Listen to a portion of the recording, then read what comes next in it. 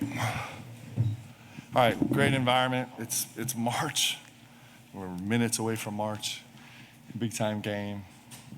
BBN turned out. Vanderbilt played great. Shot the ball great.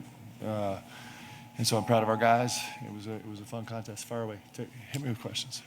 Coach, I want to ask about Denzel. It's been a bit of an up and down season for him, but this is his 6th straight game in double digits. What have you seen from him really in this second half of conference play that's allowed him to be so consistent? Yeah, I'm so impressed with him. We've talked about this story all season long, but he came in here to do one job, and he's doing a totally different job than he expected, we expected, anybody expected, and he's grown into, in the last 2 games, you think about on the road in the SEC and at home against a really, really good Vanderbilt team. He's 9-0. Like, that's hard to do. It's 2 teams that really pressure and really give you different looks, against 2 of the best steel guards in our league in terms of, Vanderbilt's backcourt. So he's been incredible. He makes big shots. He's really poised. He had a couple of unbelievable driving last night, and I think his defensive effort is getting overlooked a little bit because in the last 2 games, he's been so good defensively, and he's just making every play. Mark, I'm curious, what can it do for your team's psyche to know they went to Nashville and got hammered by 25, come back and almost flip the tables on them completely? What can that do, especially this late in the year? I don't know if the guys are reading into that. I just know that right now we want to keep growing as a basketball team and getting better. And we think we can. We think we are getting better. We shot the ball extremely well tonight. We handled some issues that we knew we were going to have to handle going into the game. I thought the guys were really, really locked in, and we gave up some things, but it was in the process of taking away other things. So I think we're just growing. Mark, during the pregame radio show with Tom, I think he asked you about Colin, and you talked about watching him as a recruit and a high school player. To see the performance that he did now, how much of his potential has he realized with the way he's able to shoot the ball, and how much does he still have to grow and where he can elevate his game based on a performance like that? Yeah, he's got so much. He got so much more, doesn't he? And the thing is he's just 6 for 8 tonight. Is that right? 6 for 8, really 7 for 9. And nobody that's watched him is surprised. Is anybody surprised? I mean, a week ago he was the #1 3-point shooter in the SEC, and so it's crazy that a guy goes 6 for 8 and nobody's surprised. It's just like that's what he does, and he's got a calmness and a poise, and he's getting more. He's always been, we've talked about this a lot. He's always been confident, but he's just getting more and more comfortable, and his ceiling is incredibly high. Like he's got so much more in the tank.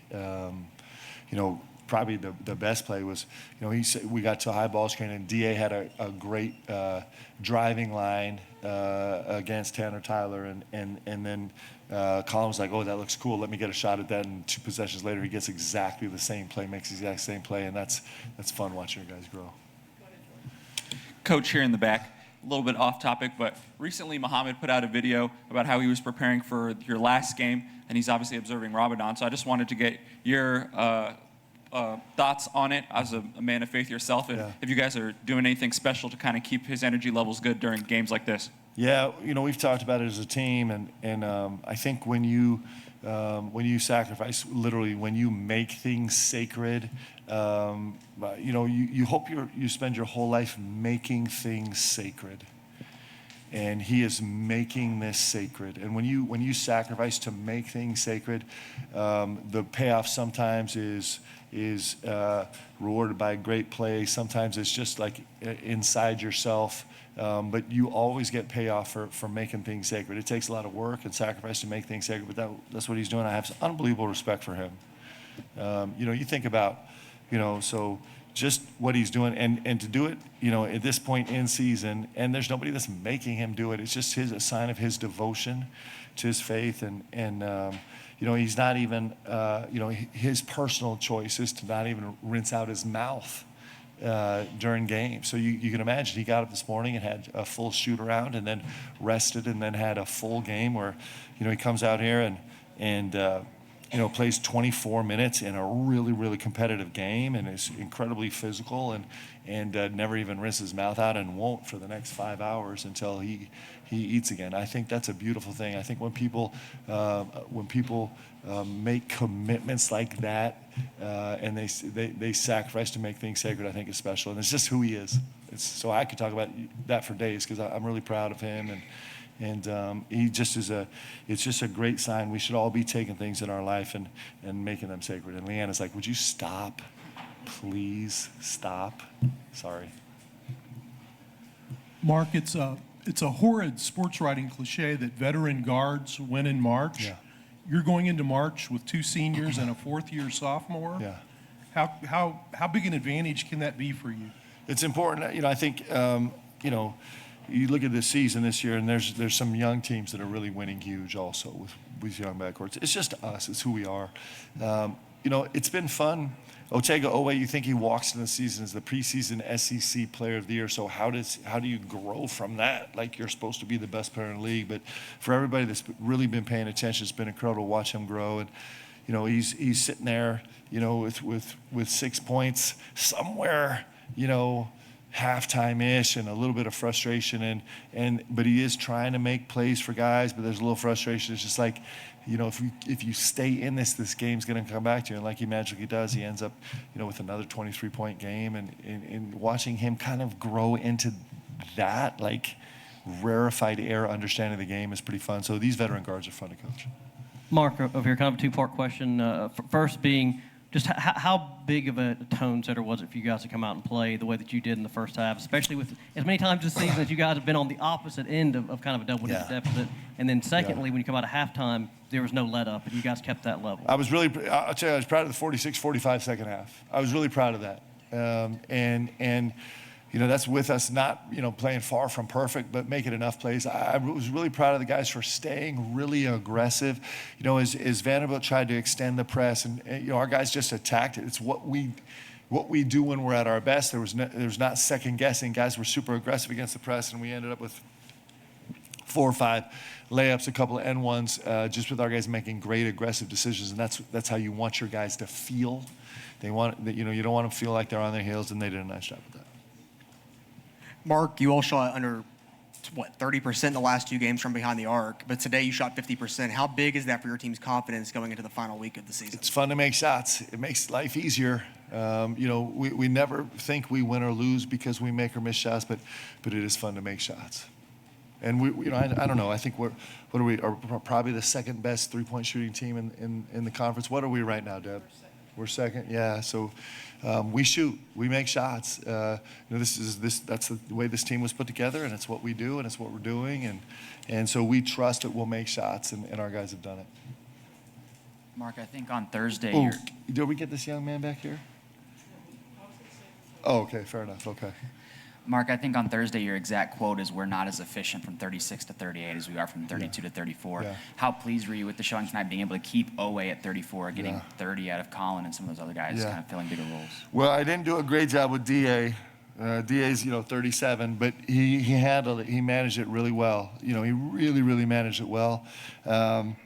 I think you saw some of those really explosive plays from O down the stretch, and he seemed comfortable. He probably could have played a couple more minutes.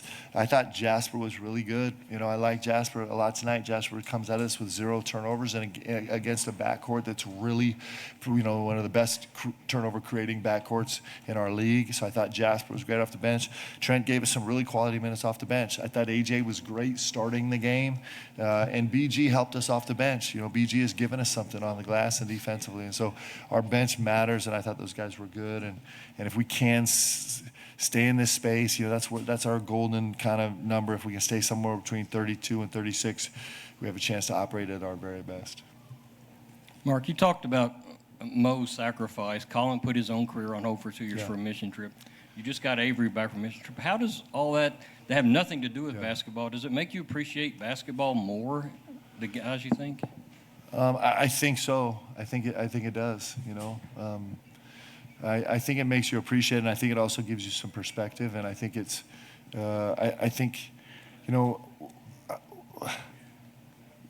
yes. The answer is yes. I could talk about it for an hour, but I'm just going to say yes. Because you're saying stop talking so much. Were there any stretches where you felt the game could have... Just real quick, just to emphasize, you guys know there was a moment where I talked a little bit too much. I don't know when it was, a week or so ago, and it was really expensive.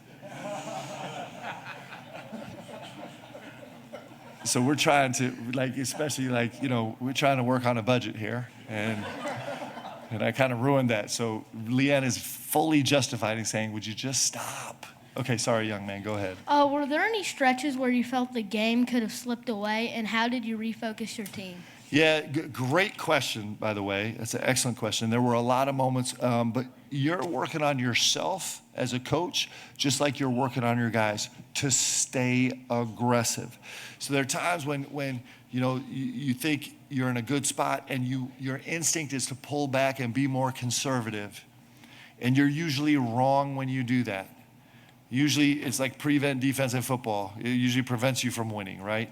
And so our guys did an unbelievable job. I think our staff did a really good job of staying aggressive in those moments in the second half where you're kind of not nursing a lead, but you're trying to play the game. And I thought our guys were excellent at that. So there's a lot of moments where you catch yourself, where you kind of got to readjust your thing and say, stay aggressive, stay aggressive, stay aggressive, keep making plays. And I think that contributed to our guys' success. Thanks, guys.